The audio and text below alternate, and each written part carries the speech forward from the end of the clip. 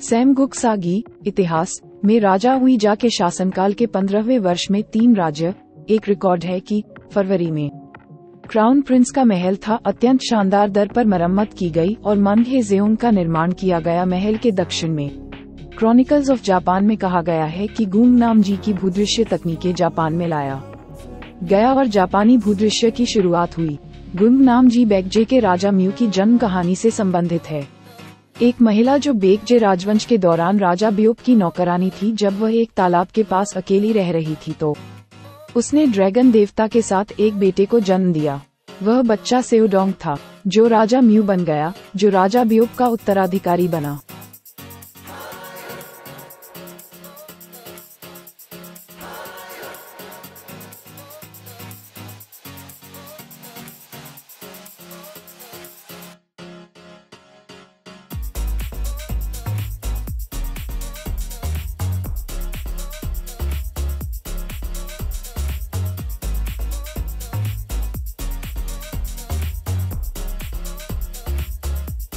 ब्यूयो के राजा का पुरोहित चरित्र बहुत मजबूत था, कुलीन परिसंध।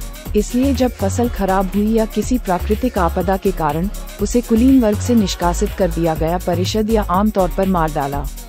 ऐसा प्रतीत होता है कि चुनावी राजशाही व्यवस्था, जिसमें एक प्रतिनिधि को राजा कहा जाता है, कुलीन गठबंधन प्रणाली में चुने गए, जारी रहे बरकरार रखना।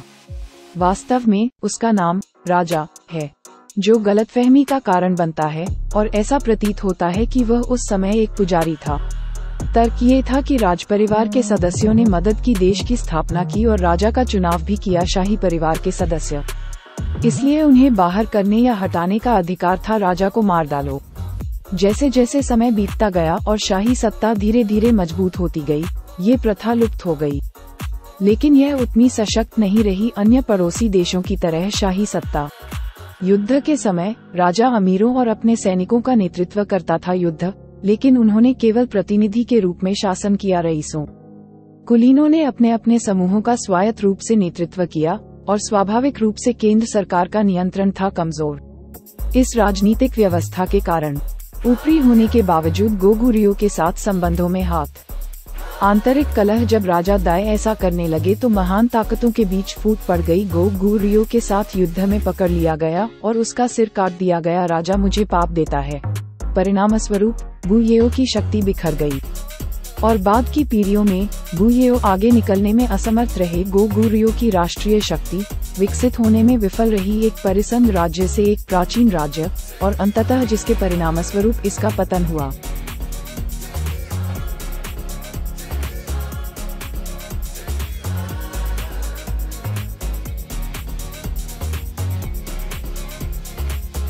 बुयेओ बेकजे की राजधानी थी, कोरिया के प्राचीन राज्यों में से एक। मैं आपको कोरिया में बुयेओ की विशेषताओं से परिचित कराऊंगा।